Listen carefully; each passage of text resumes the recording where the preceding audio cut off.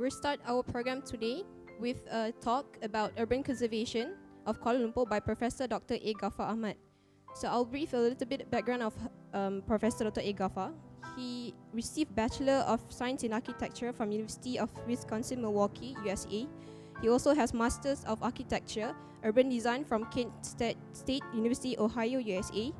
He also has PhD in Building Conservation from the University of Sheffield, UK. He was the Deputy Commissioner of Heritage Malaysia from 2009 until 2012. He's currently a lecturer at the School of Housing, Building and Planning, Universiti Sains Malaysia. He is a registered building conservator from the Department of National Heritage Malaysia. For his contribution to the conservation of built heritage, Professor Ghafar has received the Historic Mosques Preservation Award from Saudi Arabia in 1999. So without further ado, please welcome Professor Dr. A. Ghafar Ahmad.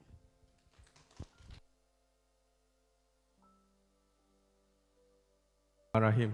Assalamualaikum warahmatullahi wabarakatuh. Salam sejahtera, selamat pagi. Very good morning to all of you. My name is Professor Ghafar. First of all, I would like to thank Gallery Petronas under 1Z, Zalina, and also Zari for contacting me and giving me this opportunity to share with you a very short time. I've given 30 minutes for this talk, and I prepared about 41 slides. Can I have my slides? The title of this slide. So you got the title? Okay. The title is Urban Conservation of Kuala Lumpur, Malaysia. And before that, let me give you some terminologies so that we can understand what conservation means, what urban conservation means, and also, of course, Kuala Lumpur is a capital city. Conservation is a guardianship that provides for maintenance. I think you heard this about conservation of rhinos, conservation of panda bears, but it's a guardianship that provides maintenance and preservation or protection. For animal, yes, we protect, but for animal, we don't maintain. So for urban conservation, it's an effort undertaken to preserve and safeguard the elements of the built environment in the city, including architecture, cultural, historical significance. So that is basic. Next one. Now, I tried to squeeze these 30 minutes into 5 elements. I don't expect you to understand all these 5, but at least you can get out of these 5 elements. If you see at the map, you can see the star is the Independence Square, all right? And the confluence, the north part, is where the early Malay settlement. This is how the British divide. The Dataran Merdeka area is for the colonial, where they built St. Mary's Cathedral, Selangor Club, you can see. Then towards that is where the Chinese settlement, the shop houses, and okay, next one. Now, so this particular heritage area is very important, where the confluence is, and the 3 urban conservation project will concentrate on that area. So if you're a tourist, if you have friends coming from abroad, if they come to Kuala Lumpur, these are the area that you must see. Where you see Dataran Merdeka, you can see Masjid Jami' Mosque, and Medan Pasa, and also this along the river of Gombak and Kelang. Next one. So I have to give credit to A.R. Jun for giving this view. So this is where the area view of Kuala Lumpur Heritage Area, which you can see Gombak River, the Independence Square, Sultan Abdul Samad Building. So Samad Building where the Department of National Heritage Office is located at the moment under MOTEC. Next one. Okay, so these are some examples of heritage building in Kuala Lumpur. All right, I think some of these buildings Sultan Samad, St. Mary's Cathedral, and the clock tower at Medan Pasa, the fountain. Okay, next one. Okay, so let me tell you about legal framework and guidelines on heritage conservation in Malaysia. If you are dealing with buildings If you want to restore buildings, first you have to check whether the building is listed under any laws or enactment. All right. If there is, then you have to ask whoever responsible for that gazettement, should they have guidelines? Now, next one. Now, in Malaysia, these are some of the guidelines that you have to deal with when you want to restore heritage building, or if you want to do with anything to the site. If the site is designated as a conservation area, so you need to know this. So what are these legislation? The acts, enactments, and ordinance. Ordinance only for Sarawak and Sabah. The act and enactments, yes, in Semenanjung. So Akta Warisan Kebangsaan is very important. 2005. Why 2005? Because it was passed in Parliament in 2005. And we have Cik Sharin from Jabatan Warisan Negara here. I think you will elaborate further during your slides. Street Drainage and Building Act, UBBL, TCPA, Town Country Planning Act. And the enactments. In Malaysia, we have 3 states in Malaysia that has enactment. Enactment is only for the state, negeri lah. Melaka, Johor, and recently Penang, 2011. So in Sabah and Sarawak, they have their own ordinance. And in Sarawak, 1993 ordinance on cultural heritage. So if you are dealing with heritage building in Sarawak, so please make sure whether that building is gazetted under the ordinance. If it is gazetted under the ordinance, then you have to liaise with the agency concerned, which is Jabatan Museum Sarawak. Okay? Next one. So just look at the National Heritage Act 2005. So these are the things that you need to know. There are 2 types of heritage building under the Act. One is a heritage, capital H.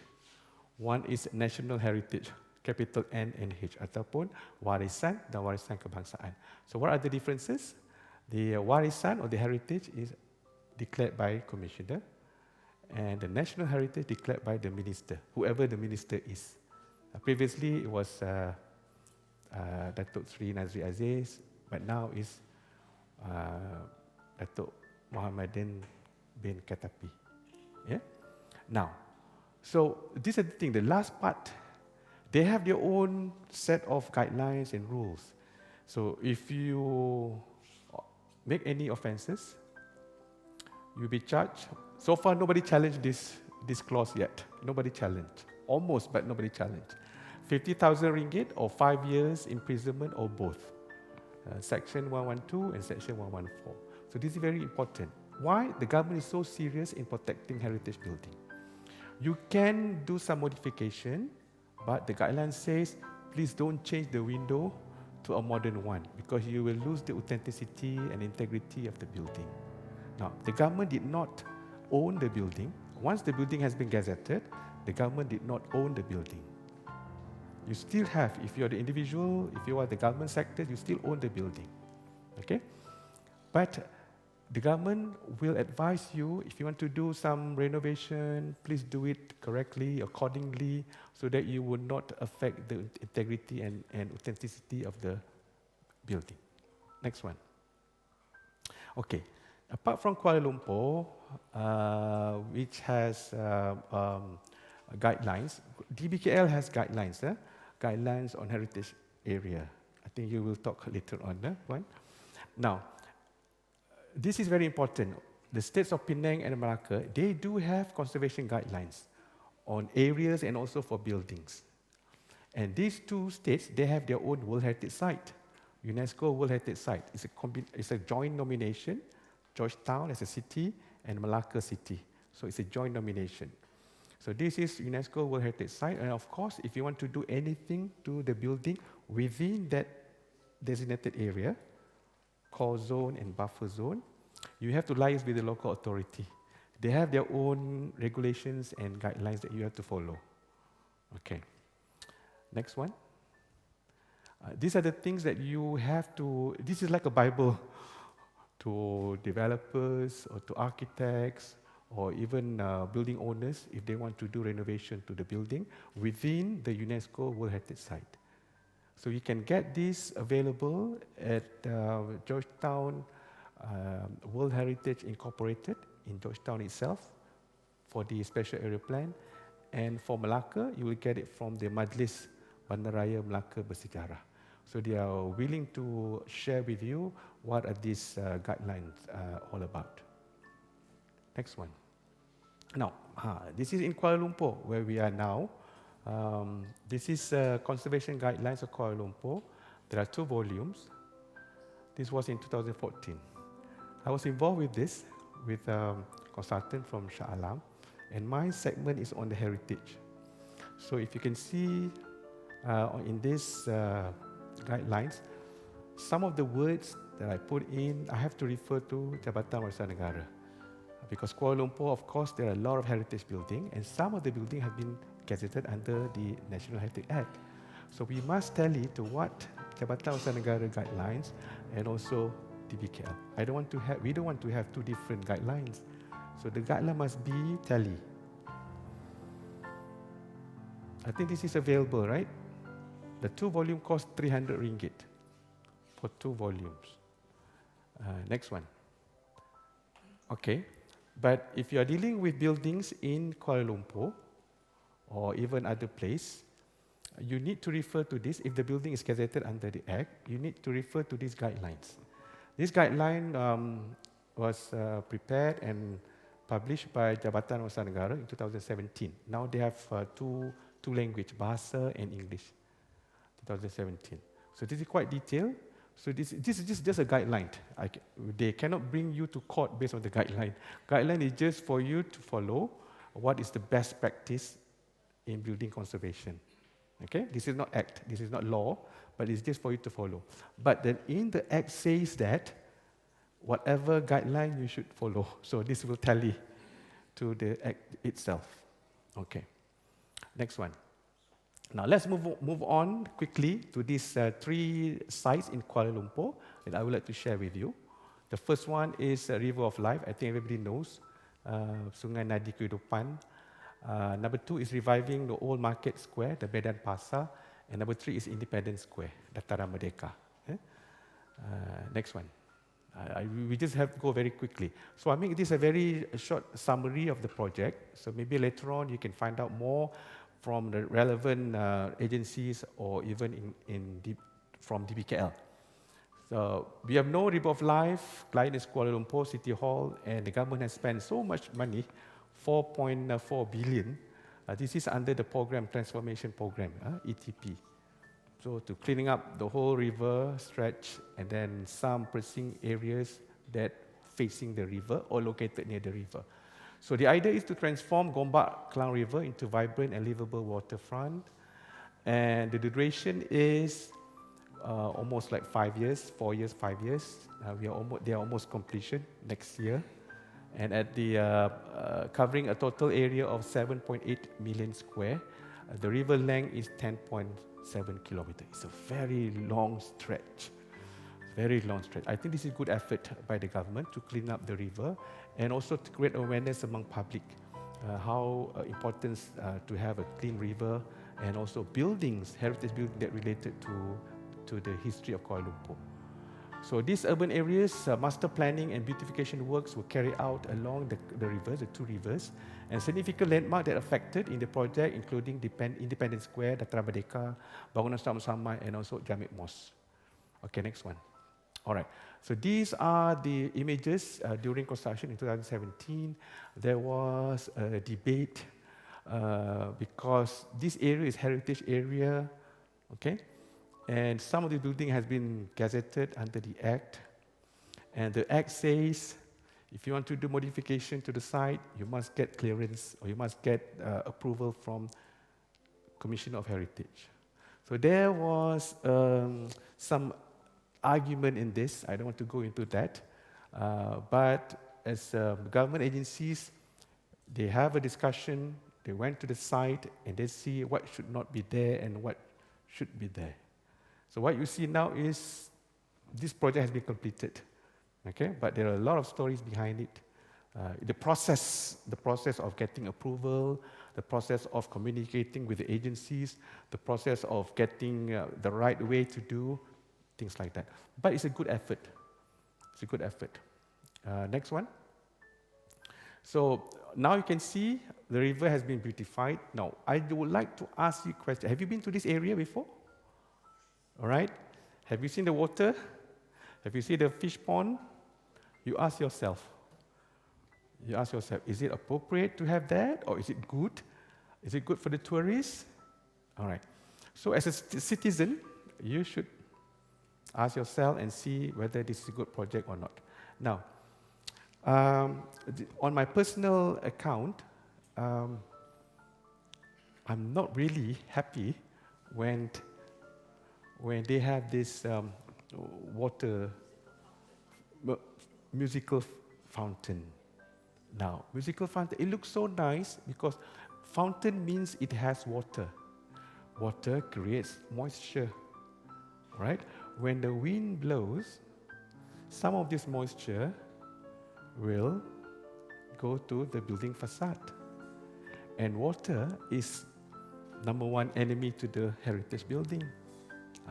So if we develop moisture content, a very high moisture content on the surfaces of heritage building, we will see some of the lime plaster will crumble, and it will affect the paint. So that's the idea. Okay? But if you do it constantly, then the building will even worse. But if you do once, 2 or 3 times a day, that shouldn't be a problem. Okay? So these are my personal. Okay, what else? Have you seen any observation tower? Have you seen any observation tower? Somewhere here, there are 3, I think, observation towers. Yeah, further up here. Now, you should ask yourself, is it good to have observation tower? Okay, that's number 1.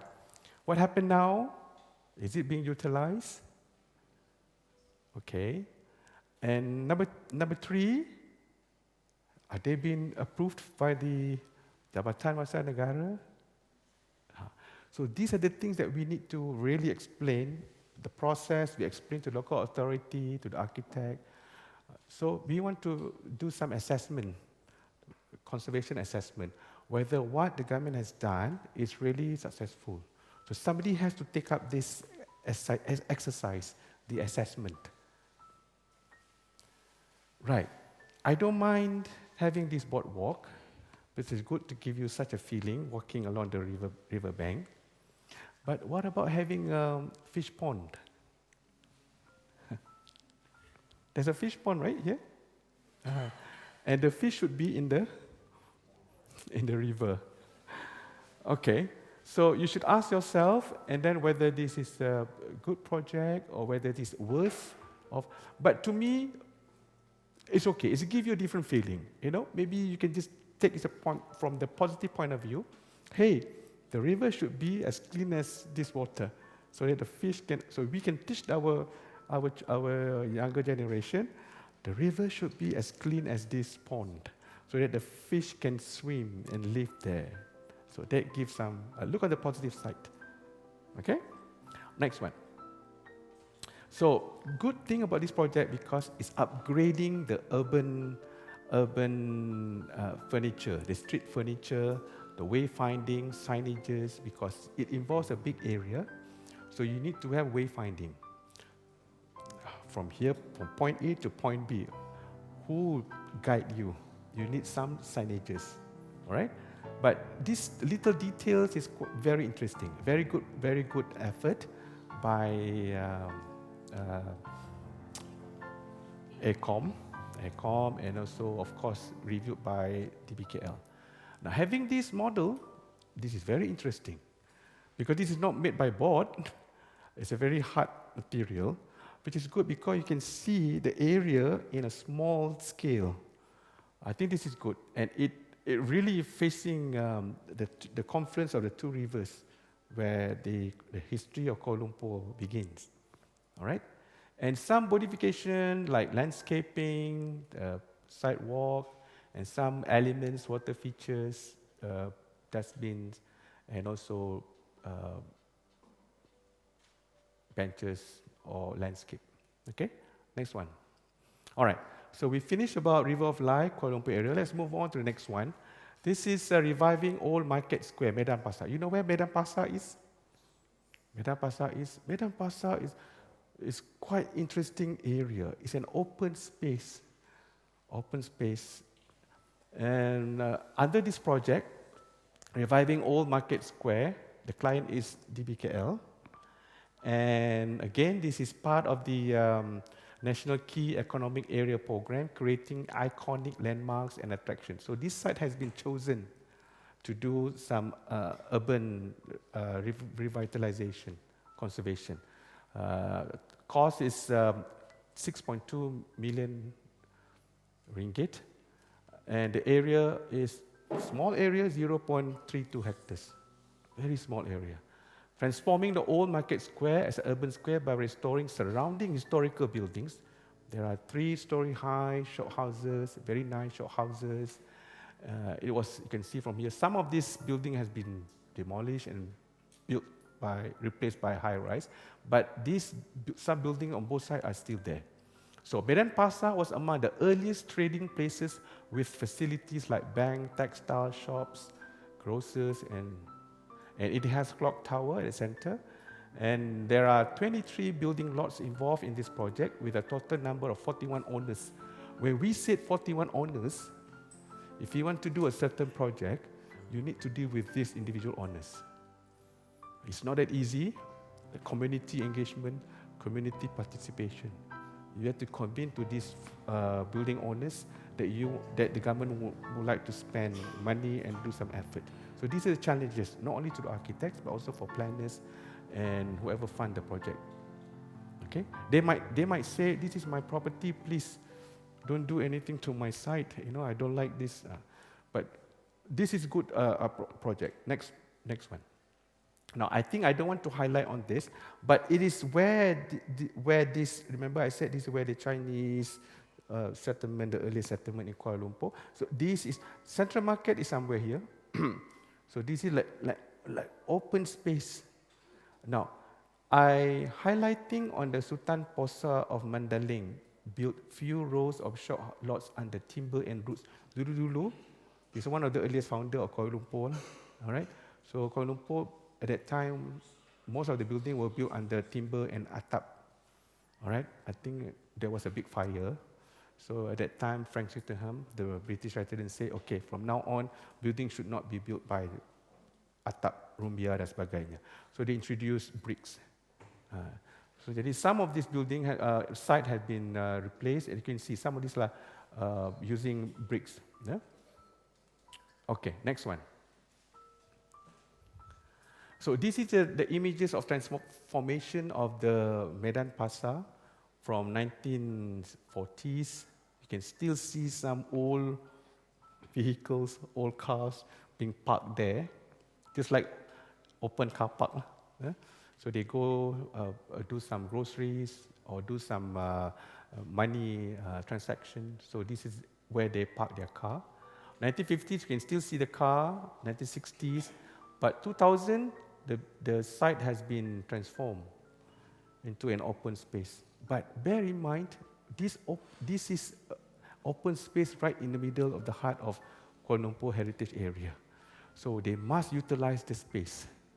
And you can see at certain time of the year, there were activities happen at this Medan Pasa, which is good. At the last time when they have this UN Habitat program, they use this space for public awareness about town planning. All right, this is today. Next. The new look of Old Market in 2019. You can still see the clock tower is there. Some of this plant has been made good with a proper bench, and the surface has been given a new life. I think this is a good project for an urban space. And I'm sure the building owners are quite happy with the new look. Next one. So these are some images that I've taken, and the place is quite clean. People enjoy it, and some school children use the space for their activities. Okay, next one. Now, the third one is upgrading Independence Square or Dataran Merdeka. All right, this is still in the package of ROL, River of Life. Upgrading the Independence Square. Now, the Independence Square has been upgraded for quite some time. 1993 to 1995, and then 2013, and then 2017 until today. So we are expecting next year there will be the project there has been completed. This project is under Malaysian government, Ministry of Federal Territory, at the cost of 157 million ringgit. So Malaysian government ni kaya sebenarnya. The government, we should be blessed. Our government has spent so much money on urban conservation. Okay? Now, thank you. Upgrading Independence, and then ongoing. This is so important because it's where all the historical buildings located. It's a tourist destination. Next one. I have to be very quick. So I don't want to go into the history, but this is where it is. All right, next one. This is where it is, surrounded by heritage building. Next one. This is quite interesting. What happened to Dataran Merdeka? 1993-95, one level of underground car park was constructed underneath the square by DBKL. All right. Then about 3 years after that, there was a big flood. I'm not sure any one of you who have parked their car at that time. And you can see all this with mud. It's so sad to see the project has been, and then suddenly with big rain and water from the two rivers, and it created flood. And from this point of incident, the government spent again money to do smart tunnel, where they divert the water from the city going to somewhere else. But 2013, the underground car park was refurbished at the cost of 26 million ringgit to accommodate retail outlets and food court and exhibition space. And they have 500 car parks. Okay, next one. 2017, which is the current one, phase 2, they are doing some upgrading of this Dataran Merdeka area, particularly these two roads, and then some pavement and some upgrading these monuments at this Dataran Merdeka. Next one. Next one. Okay, forget about this three projects, but this is where you should think is public awareness, public program is very important. So carried out by KL City Hall, government agencies, Department of National Heritage, corporate bodies, just like what Petronas is doing now, creating awareness, NGOs, Badan Warisan, and whoever involved in promoting cultural heritage of Kuala Lumpur, be it tangible or intangible. Next one. So this is good effort by DBKL. The DBKL has spent 85 million ringgit to have this heritage trail. Heritage trail involving 13 zones. So if you have friends from overseas, you can just come to Kuala Lumpur, you can just pick any of this heritage trail. So along this trail, you can see heritage building, you can see all the intangible, the food, the culture, all right? So these are the examples of public awareness that you can do involving international students who are living in Kuala Lumpur. They are the young ones. They will be the ambassador if they go back to their home country and promoting Kuala Lumpur or Malaysia. Project visits by government agencies like JKR, DBKL, or Jabatan Warisan Negara. Okay, university students, local pupils. I remember I took these photos. These are Form 3 students when they were given the assignment under PT3, under the history, that they have to do, at that particular year, they have to do one building and they have to study the history of that heritage building. So a lot of students came to various places, one of which is Jabatan Warisan Negara. So they want to get information, which is good. The government make a rule, PT3, one of the soalan is about heritage building. Okay? International pupils and also foreign visitors. Next one. Now, public awareness also through what we are having now, program like this, like forum, discussion, workshops, seminars. It's a continuous process, not only for one event. Next one. And also public awareness through conservation projects. So if we have building conservation projects, whoever involved, please publish your work into articles. Publish in online. Put it in Google. Put it in your blog so that everybody knows, everybody can learn. So you have seen, I've contributed an article on National Mosque. I've contributed article on St. Mary's Cathedral. I have contributed article on mural of Dewan Bahasa dan Pustaka building. I have contributed article on Sultan Ahmad building. And A.R. Jun has contributed an article on Olok. We're going to listen from her today. So please, if you are involved in conservation project, please share with the rest of the world. Do some write-up and put it in your own blog, or you publish in journals or articles so that everybody can read. Next one. Issues and challenges. Okay, I just want to highlight some of the keywords. Okay, I don't want to elaborate the keywords. Next one. Good governance and sufficient legislation. We need this. We need good government that support us. Transparent, heritage management, encouragement, sustainable development, urban design, tangible, intangible, technical support, and enforcement. Enforcement is very important. Next one. Continuous financial support and smart partnership. You cannot do alone. This involves money. And you cannot be a Father Christmas, Petronas. You cannot be a Father Christmas. It must be a win-win situation. I give you money, 1 ringgit, and I want 2 ringgit back from you.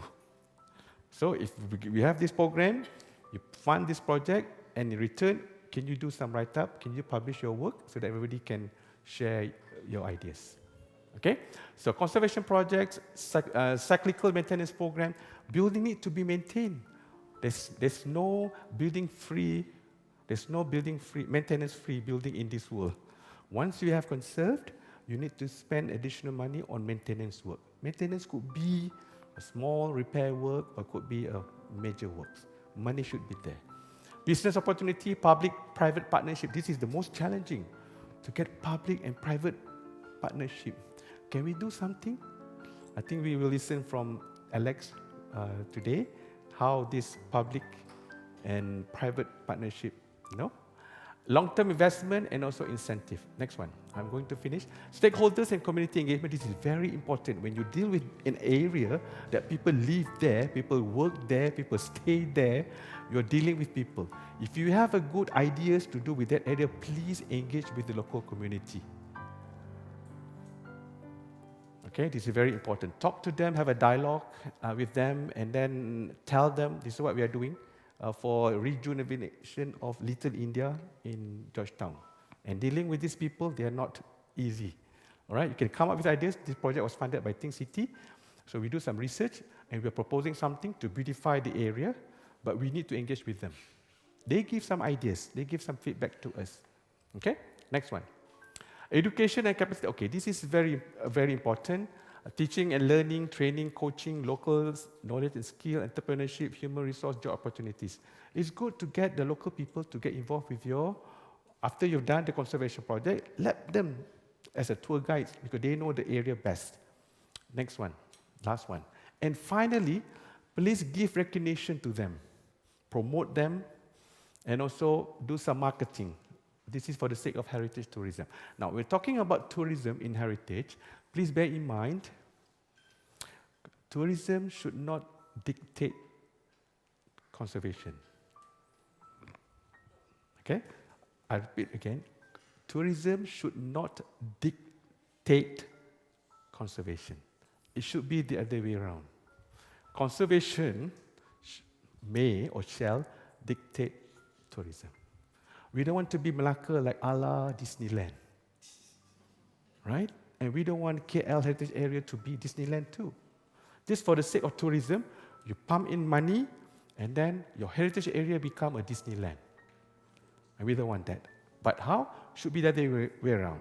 You have this asset, conservation, cultural, or whatever asset, and then you promote based on that cultural heritage, based on that intangible cultural heritage. So you may not have to have Ferris wheel. You may not have to have a tower. Let people move around and, So this is what I meant. This is very important. Okay? Now, so once we have done this, we give reward to these people.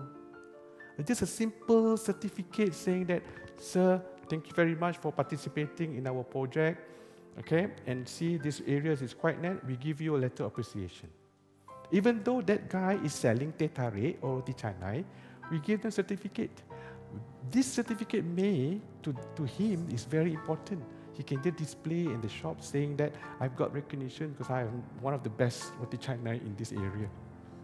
Okay, so Jabatan Warisan Negara has done a good job when they gazetted heritage food in Malaysia under the Act. They've given certificate to restaurants overseas that served national heritage food of Malaysia. So they're given this certificate, it's a blue color, it's about A3 size, to one of the restaurant in London. So this restaurant, of course, is a Malaysian-owned restaurant, but they serve nasi lemak, they serve everything. So the owner of the restaurant was so happy, they print it out and put it in front of the shop. So if I were American or British, I just go along that street, I say, oh, these shops, we are serving Malaysian heritage food. I would like to taste your country's best food. Okay, so give them recognition and do some, okay, this, you can do whatever you want to do. Exhibition, road shows, you're doing now, right? Exhibition, road shows, we're talking about this morning.